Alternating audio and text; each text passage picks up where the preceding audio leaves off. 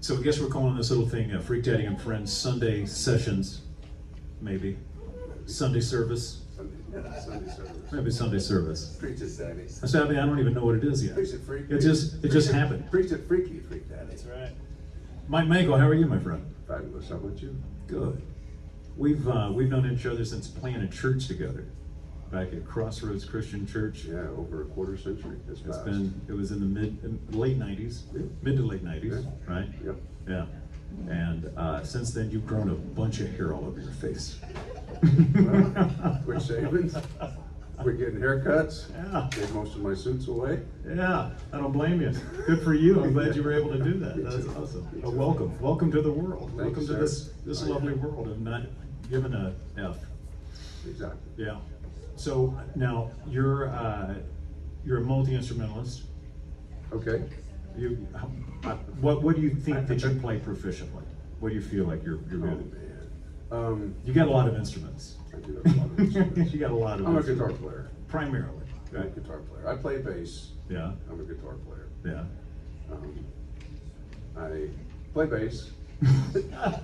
I'm not a funk pop slapper. I never claimed to be. Right. I can hold my own. I'm solid. Yeah. You know. I'm a utility guy. You're a utility guy. Yeah. Yeah. I love acoustic. The last 8 or 10 years, I've spent a lot more time with acoustic. Mm-hmm. A lot more time in the last 7 and a half. Been a really good friend. The acoustic? Yeah. Yeah. Yeah.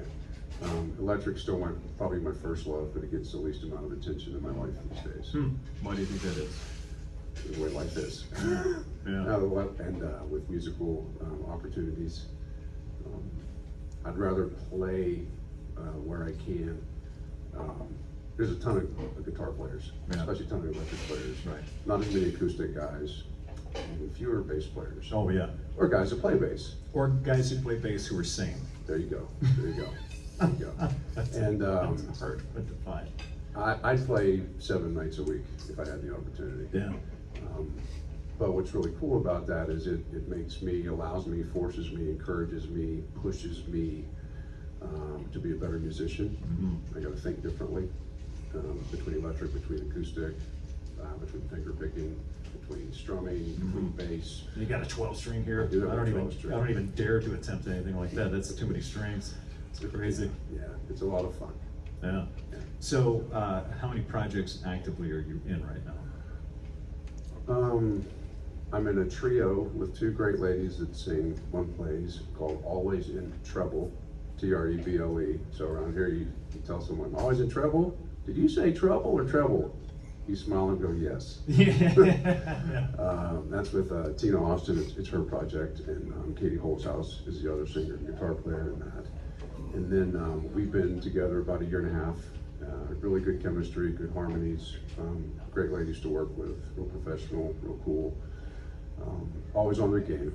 And then about 1 year ago, when Tina approached me 1.5 years ago and said, let's do this and build a band. I said, let's do this and make sure we can build a band. Yeah. You know. And we took our time and it built a really solid, really great band. So it's seven people in it. It's the 3 of us, and then Patrick Stevens is one of the electric guitar players, and Brian Peck is a drummer. Brian, Patrick, and I go back 6 years as a trio with Free on the Tree. We played with, we started out playing with Bob Dykes. He's another harp guy. Okay. Cool fella, and one of the best quotes of him. It's funny as hell, man. We're playing just different stuff, and can you do this? Can you do that? And come on, man, we can do better. This has to be on a t-shirt someday.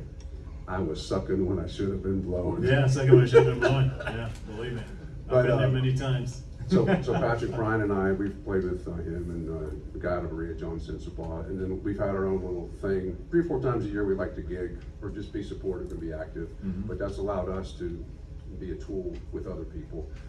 And then And that's the Always in Trouble.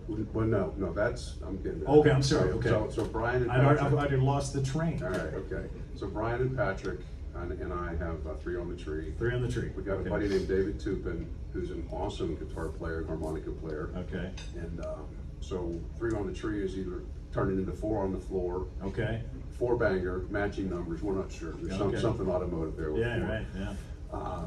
Those other 4 people are the additional musicians that with Tina, Katie, and myself that make up, this is awesome, Crazy Shania Train. Yeah, can it get crazy? See, I'm upset around. I thought it was Shania Trainwreck, but it's Crazy Shania. Crazy Shania Train. Yeah, I got you. Yeah. Not to be confused with that really cool band that I only saw them once, like 20-something years ago.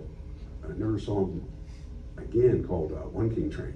Oh yeah, You know, that was a pretty cool train. it was. Cool band called another train band. It Yes, was. yeah, Sean Waddle, the amazing Sean Waddle, writes unbelievably. Yes, and I was the crazy bass player of that. Exactly. Yeah. So we got Always in Trouble, Crazy Shania Train, any version of something for an automotive.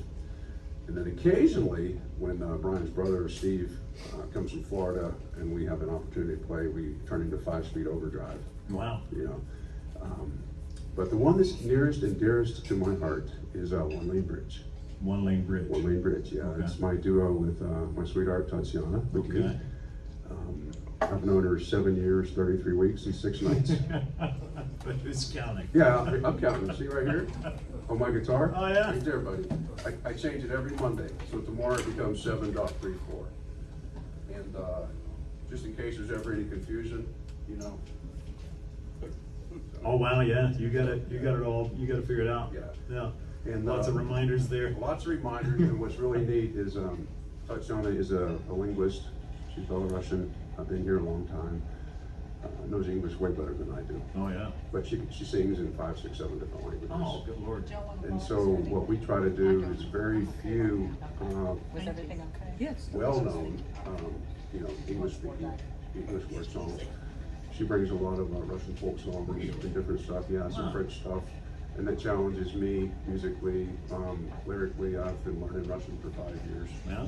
So she and I can converse some. We do some songs in Russian so I can actually phonetically pronounce it reasonably correct.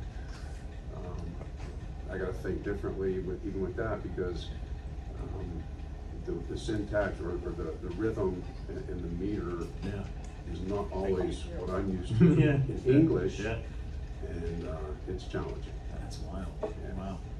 So we're gonna play a few songs, and then we're gonna talk some more, and we're gonna get into talking about your guitar making because that's a big thing for you as well. Yeah, if you want to. Yeah. So we're doing some Seeger here. Why'd you choose Fire Lake? Is there a reason why you chose this song? I like Bob Seger. You just like Bob Seger? On this one, I believe Glenn Fry sang backups for Oh, him did he really? on this recording. Oh, wow. Yeah, they both were from the Detroit area.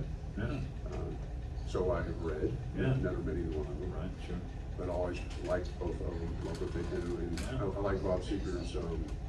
Some of his songs talk about motorcycle riding. Some of his Yeah. album covers have bikes and cars. Oh, you're a motorcycle guy, so that I makes sense. do like motorcycles. But you don't have a chrome trike, do you? I do not yet. Yes. If the need ever arises, I'll You're I'll not try that to make that happen. you're not that old yet. You're not Dude, riding I would trikes. rather ride on 3 wheels than not ride at all. That's right. Yeah, that's what it's about. All right, Fire Lake, Mike.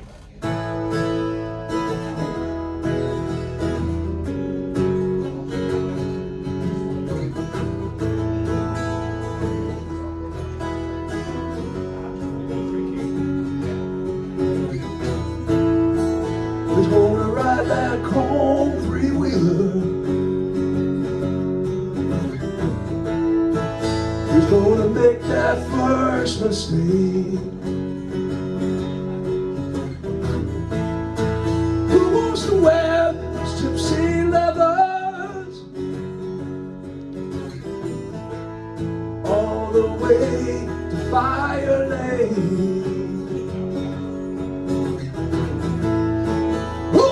Break the news about Uncle Joe. You remember Uncle Joe? He wasn't one afraid to cut the cake. Who wants to tell poor Aunt Sarah? Joe's run off to Fire Lake.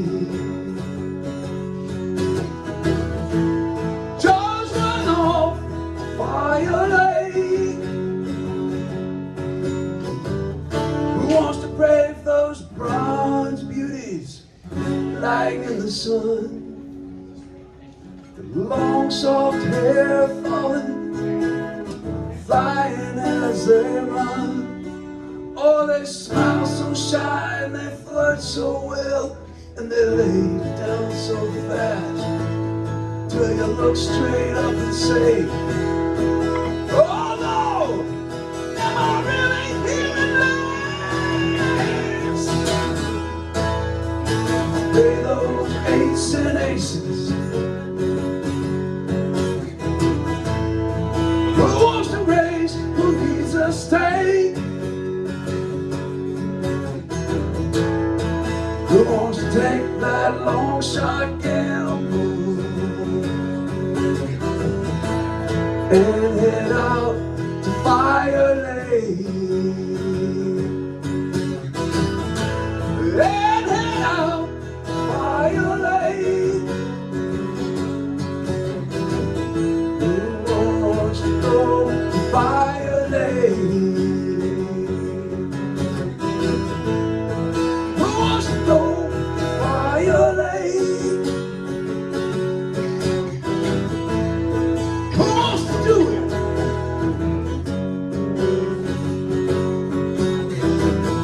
Who wants to go to Fire Lake? Mike Mankel, yeah. Go sing with me, man. You had it. I was like, I don't dare go there. Fair enough. Yeah, that's Fair right. enough. So how? So what was your first love? Motorcycles or guitars? Guitars. Yeah. Yeah.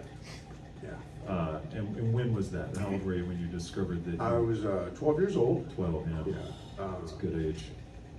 Almost 50 years ago. Like in 2 months, it'll be 50 years. Yeah. Yeah. I'll be 62 in August.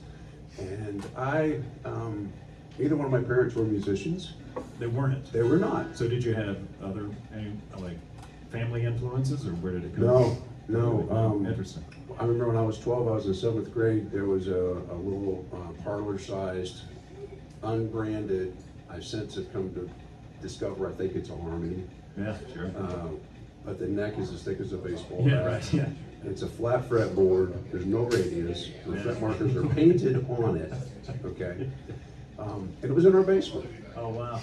And so I picked it up and Nobody knew where it came from. nobody, Was no one could tell me where it came from Okay. as I started to ask in later years. But my first albums and stuff, and artists I really started getting into were Elton John, the Eagles, and Leonard Skinner. Oh yeah. And at 12, so this was 74.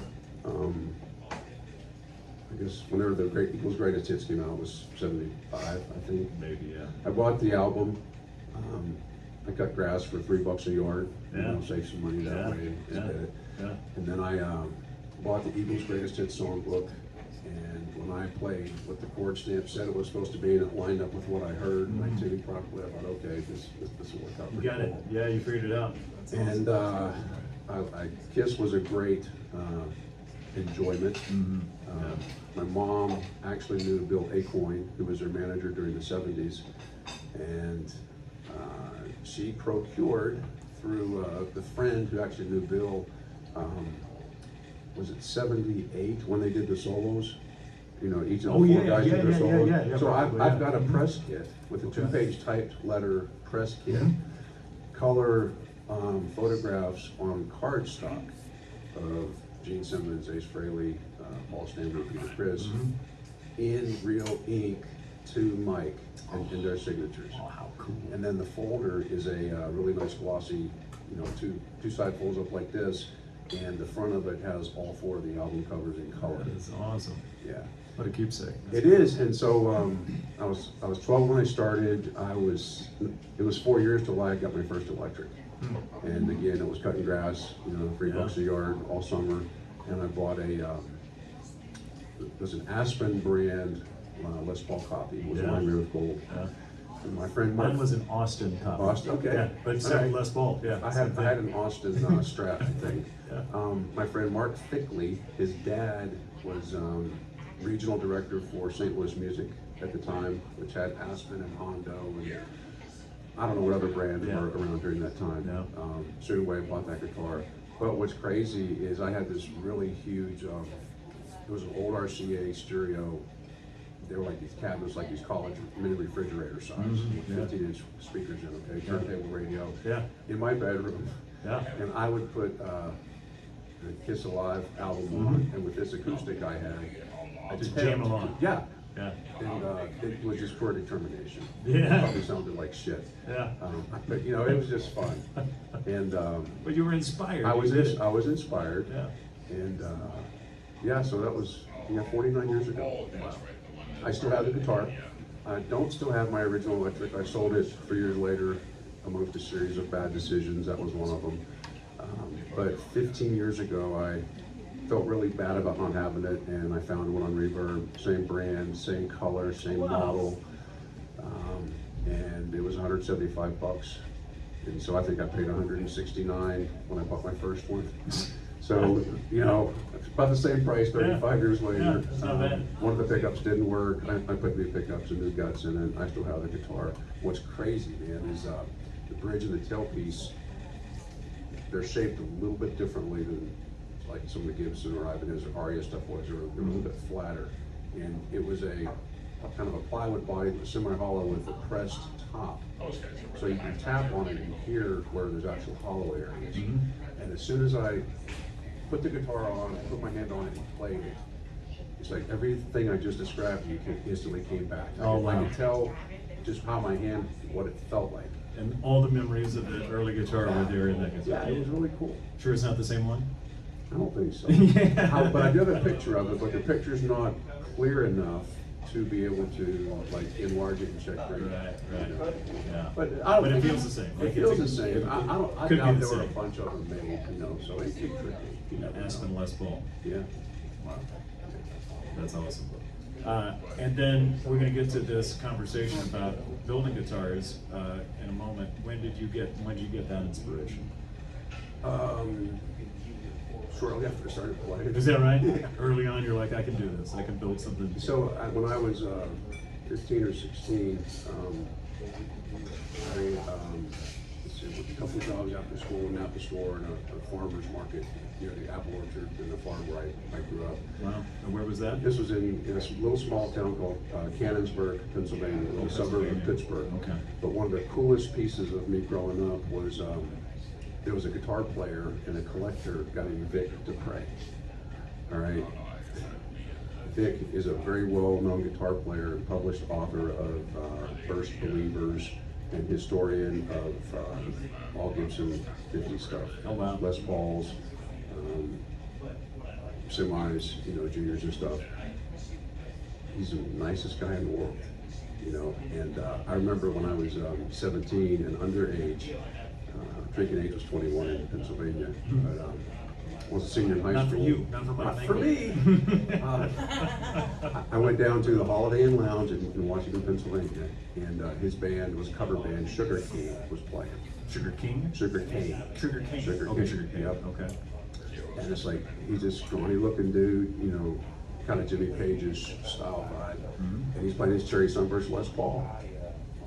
You know, this is late 70s, okay. I had no idea, but I now know it was. So he's a rock stars around the world, famous people that collect all these guitars, they know who Vic is. Okay. Gibson has put out different editions of historic Les Pauls with his guidance. Some even in his name, Vic Dupre. And just a really cool dude. So I saw him, I was back there 6 or 7 years ago, and he worked in a music store that I used to go into and occasionally buy a guitar. So we were friends when I was in high school, and he's, you know, he's a little bit older than I am.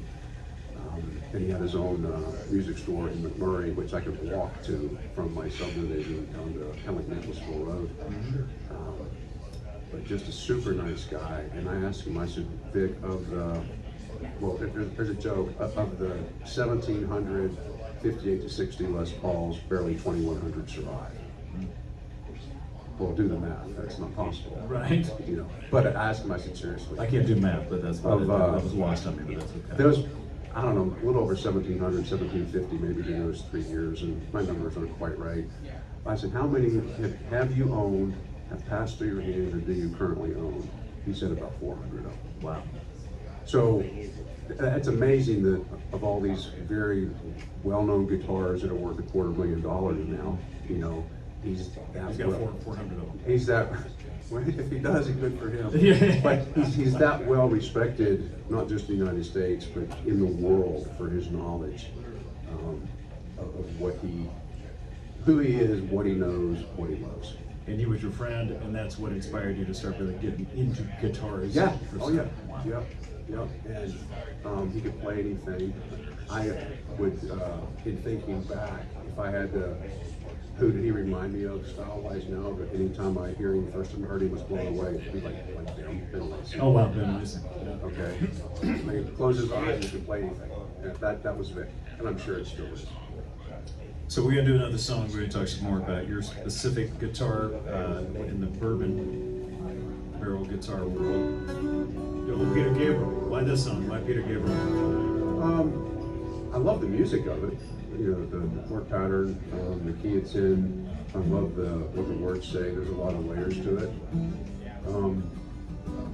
That's the best answer I got for you. It's always just resonated with me.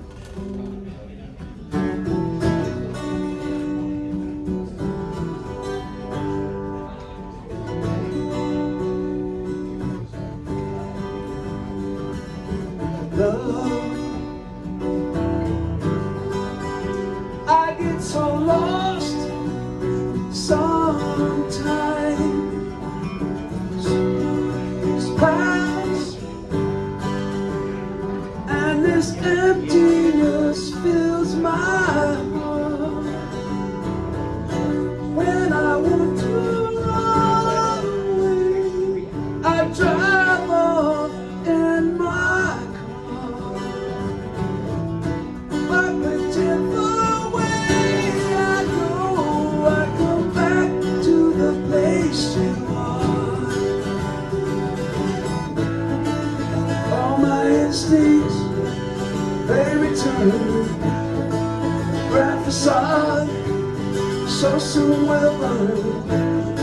Without a noise, without my pride, I reach out from the inside. Oh, in your eyes, I need your eyes. I am complete. Your eyes, your voices, 1,000 churches. Your eyes, all my first touches. I wanna be that complete. I wanna touch the light, the heat I see in your eyes.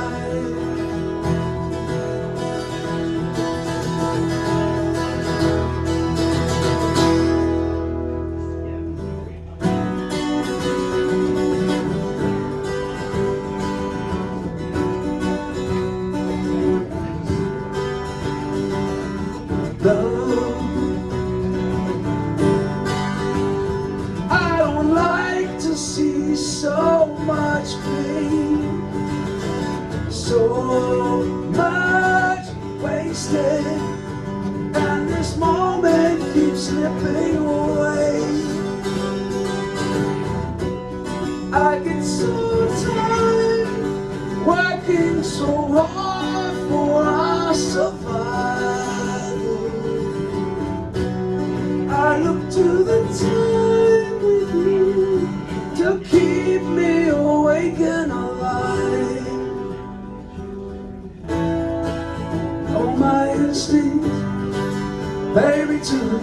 The grand facade so soon will burn. Without a noise, without my pride, I reach out from the inside.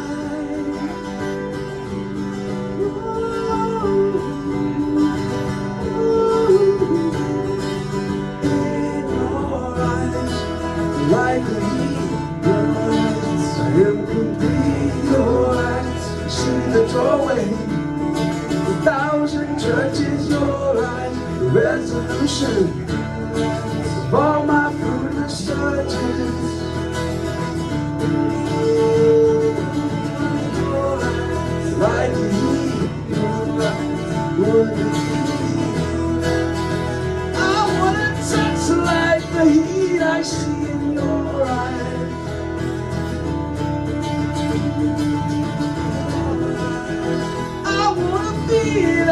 complete, I see in your eyes.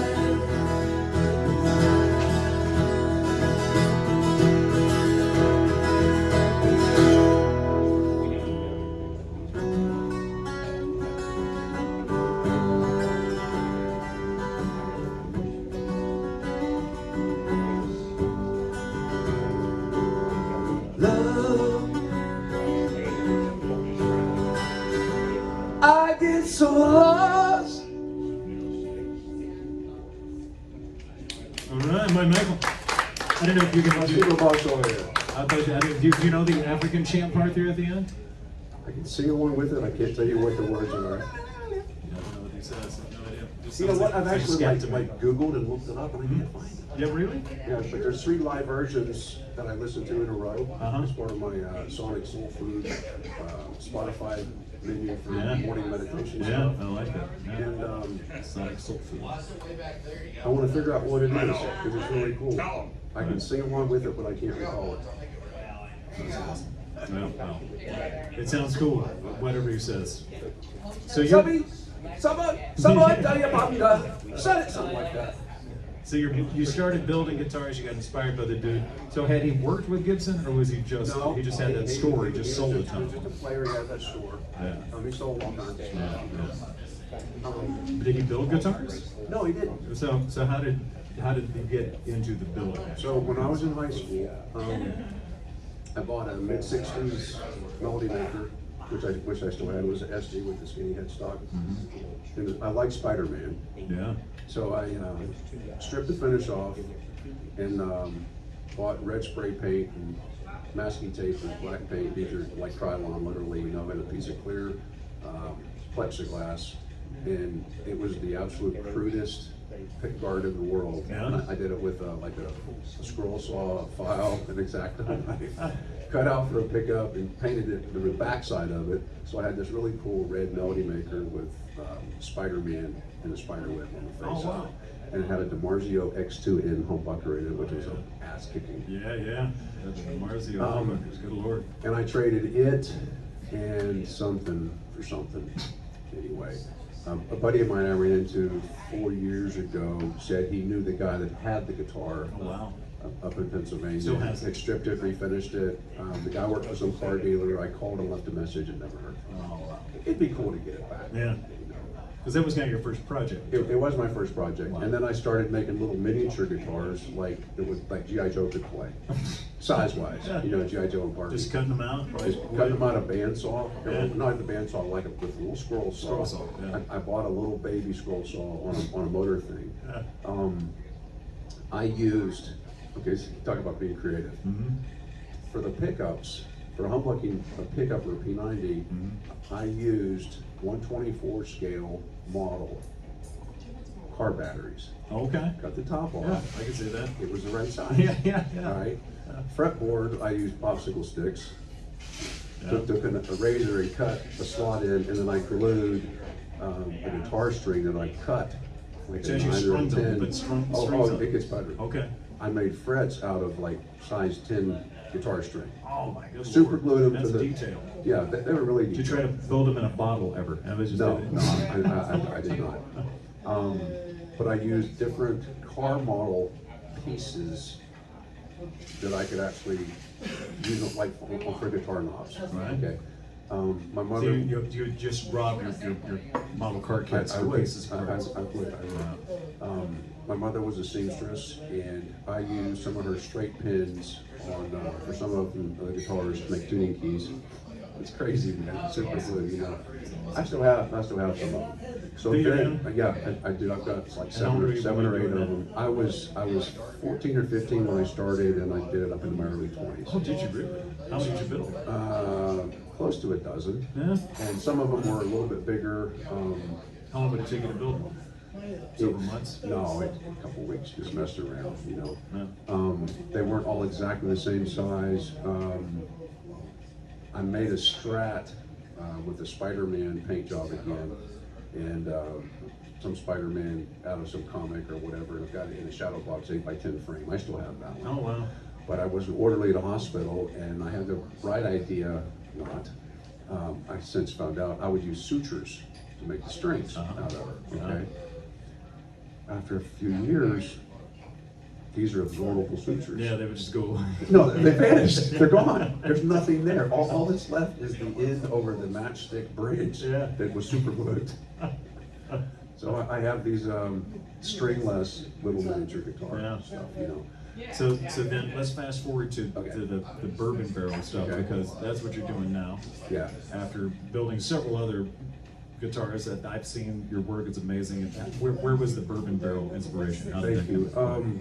A career on and off in medical sales was coming to an end, and I had, like you acknowledged, built a few guitars for myself and some friends. And my whole goal and vision when I started it was like 25 years ago, building for myself, 25, 30. I want my instruments to look like they were in an art museum. And I wanted them to, when you would gasp and go, holy crap, that's beautiful. I could never afford that. Yeah. And they'd be expensive. Yeah. And it was just because most people, you get what you pay for, that type of thing. You know, if something has a high price tag on it, there's a few reasons. It's not all hype.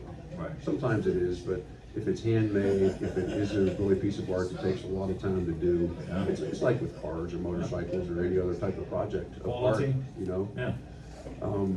But I decided I always wanted to have my own space, my own shop, and so 9 years ago, I took the leap of faith. Went through a significant life change. It was the best thing that ever happened. Wow. Started Bourbon Barrel Guitar Company, but I spent a couple of years, 2 years before I actually went, LLC, EIN, website live launch. Yeah. I wanted to do something that no one else had ever done, that was unique, to the point I wanted to do a patent process. And nobody had ever built a guitar out of a bourbon barrel before? Correct. Wow. And I spent almost a year, everything you can imagine, trying to search. I found some references of some acoustic builders that had used some barrel pieces in, like side pieces or partial back bend. I could not find anything at all that the entire instrument was made from reclaimed bourbon barrel heads And the staves. entire instrument is Every piece of wood, and they have about 100 pieces of wood in them. Good Lord. Yeah, it's a ton of time, but that was the whole thing. It had to be from a barrel or a stave, head or a stave. Yeah. Not go buy oak that's already machined and use that. Yeah. Even though it's Eastern white oak, that was the mystique of the art of what my vision was. And so I kept really good notes, really good records. The very first one I built, it's out of Buffalo Trace head. I own the instrument, but it's hanging in a Buffalo Trace distillery in Oh, my wow. gift shop, has been for 7 years. Oh, that's awesome. It really is. You got what you achieved your dream. The I vision. did. You made the vision happen. It I- came to fruition. I did. That's And, awesome. So I built 42 or 43 in 9 years. Sold a little over half How of does it them. take you to build one of those? About 4 months. Yeah. Sold some, gave some away, different charity donation type things. They're all one-of-a-kind pieces of art. They're art first, guitar second. Yeah. That was a little weird. But they're playable guitars. Well, no, here, yeah, Very that, playable. that right? was a really weird thing for me to wrap my head around, but it didn't take me very long, because as a guitar player and a luthier, to recognize and make the idea and the concept that they're art first, guitar second. So some of the people that own them are not guitar players. Yeah. They just want the piece of art. They want it for what it is, and Yeah. that inspired me to still build them like I'm going to keep them. Right. They're all different. I use a rough template for a shape of a Les Paul Junior in a 25-inch scale. It's between. I was gonna say they look very Les Paul Jr. like. Yeah, and that's intentional. Wrap around bridge, volume control, one pickup. Yeah. Least amount of real estate eaten up, so you can see what the stamp is and what's on the head. I want these things to look like they're in the barrel of rickhouse aging when the bourbon is. And the strings are not sutures. They're No, actually they're real guitar strings. That's it, man. That's it. Yeah. we're gonna do another number here. Living Years. You wanna give us any backstory on why you chose this? It's a song I've always loved, and years ago at Crossroads, I don't know if we were still together, there at the church at the same Right. time, but the song was used in presentation of music in the sermon, Oh wow. and I had the opportunity to actually sing it and play on it. I was on the rotation that weekend, and I remember, wow, what a profound song. Yeah. About Yeah. growing up and the parental thing, and parents do the best they can. and it's rarely what we think it should be at the time, and even it may never be what we think it should be. But give them the credit; they do their best, and the song just about basically cleared the air. And before the song was written, earlier in my life, there was a bunch of stuff that happened that, like I said, a lot of bad decisions were made, including a rift with my father that needed to be repaired. And it got repaired. That's awesome. It got repaired, Yeah. and that was 30-something years ago. And ever since then, my dad and I had a wonderful relationship. Well, he passed away last August, and the third verse is very haunting to me because the line says, "I wasn't there the morning that my father passed away." Right. And when I first read that and heard that all these years ago, when Mike and the Mechanics came out with the song, it's like, oh my gosh, I pray to God I don't have to endure that. That I can be there when my dad dies. As God saw fit, I was. Wow. My brother and I worked together at the same time, and it was wonderful. Wow. So What a grace. it is, and I actually got to give his eulogy, and I used the lyrics. I briefly explained, but also offered encouragement to anyone who was hearing what it was to really take it seriously. Life's short. Heal those wounds. So heal the wounds. Yeah. That's right. You don't know if you're going to get the chance to. So anyway, the song covers a lot of stuff. In the living years. In the living years. Let's see.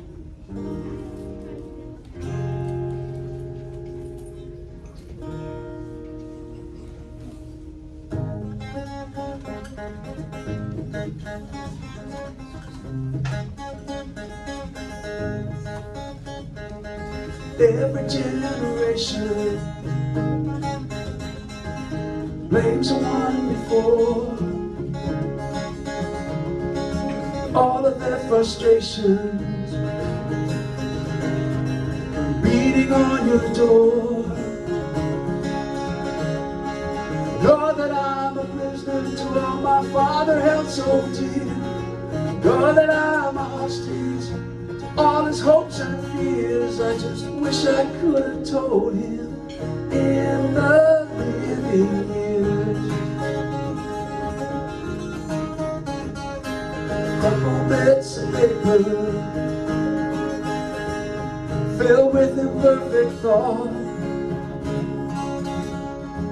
still to conversation. I'm afraid that's all we've got. You say you just don't see it. He says it's perfect sense. Just can't get agreement in this present tense. We all talk a different language, talking in defense.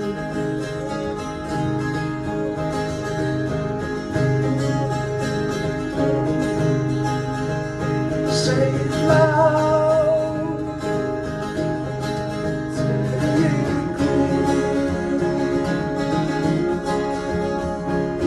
Listen as well as you hear. It's too late when we die to admit we don't see eye to eye. So we open up a quote between the present and the past. We only sacrifice the future. It's the bitterness that lies. So don't yield to the fortunes you sometimes see as fate.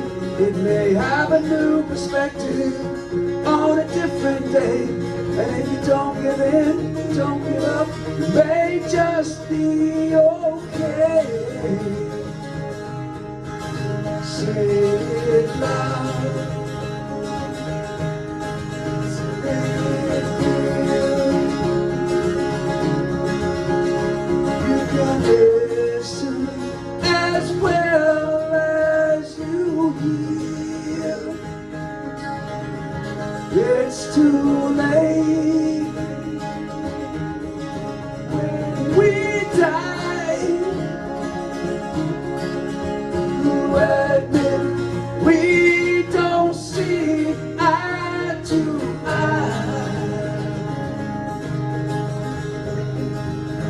wasn't there that morning when my father passed away. Didn't get to tell you all the things I had to say. Think I caught his spirit later that same year. Sure, I heard his echo in my baby's newborn tears. Just wish I could have told it in the living year. Say it loud, say it clear. You can listen as well as you hear. It's too late when we die. When we don't see eye to eye.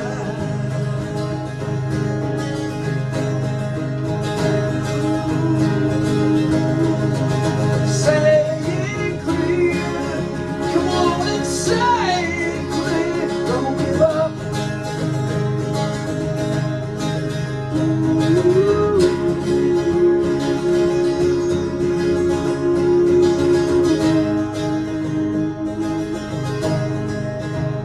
Say it loud, say it clear. You can listen as well as you hear. Michael. Yeah, thank you, dude. So Great song. It is a beautiful song. Yeah, very, very touching, meaningful. Good Lord. So now you're playing in a bunch of projects. You're building guitars, writing music.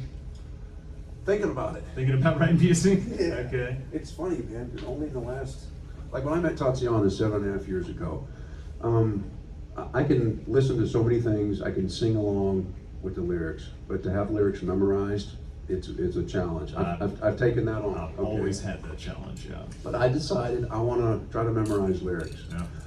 So then I thought, well, with songwriting, I've never really thought that I had anything to say. Hmm. And then I thought, wait a minute. Anyone else someone has something to say, they write a song about it. Yeah, right. And Yeah. they're talking about an experience, whether it's real, whether it's fictitious, or varying points in between. I thought, okay, so I started a couple years ago keeping a little notepad on my phone of lines or concepts of ideas for songs. I've got some stuff from years ago that's very basic, very elementary that I might pull out at some point. But one of the things I want to do is, I've got my shop pretty much finished. I got my rehearsal recording studio space that's ready. It's a really cool musical art gallery. Beautiful space. Yeah. Full recording capacity. And my house was built in 1790.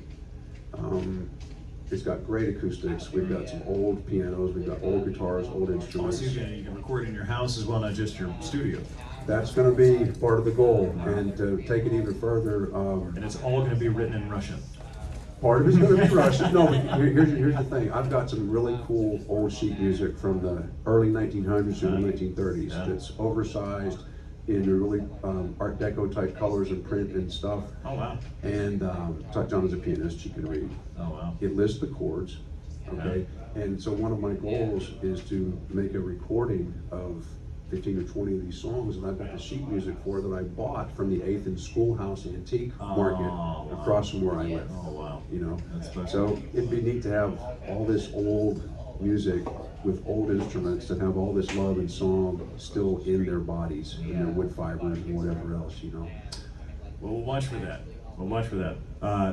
In the meantime, Bourbon Barrel Guitars, is that the best place to find you? Where do we find you? Yeah, I live in Athens. Yeah, you just want to come down the street? Yeah, just from call. down the street from where we are? Bourbonbarrelguitar.com. That's my website. They're fun. I've got some for sale right now. Get ready to start building some more. Shop's almost it's a new shop, but it's taken 4 years to Yeah. get to this point. It's 90% ready. Everything's a process, man. Everything is a process. I'm just excited about the rest of my life. Yeah. I got a bunch of wood. I'm gonna go to other guitars again that are not bourbon barrel. I got really cool figured maple. I got a 100-plus-year-old walnut tree that came from my father's house. Tornado blew through Rockwood, Tennessee, 2 days after we buried him last August. Oh, my good Lord. And I went down a month ago and brought back 40 slabs Oh, good Lord. of this walnut tree. So Awesome. a lot of cool stuff coming. Mike, thank you so much, man. Really appreciate you being a part of Thank this. you, brother. Yeah, man. God Thank bless you. you. Thank Every you. day, you too. Yeah.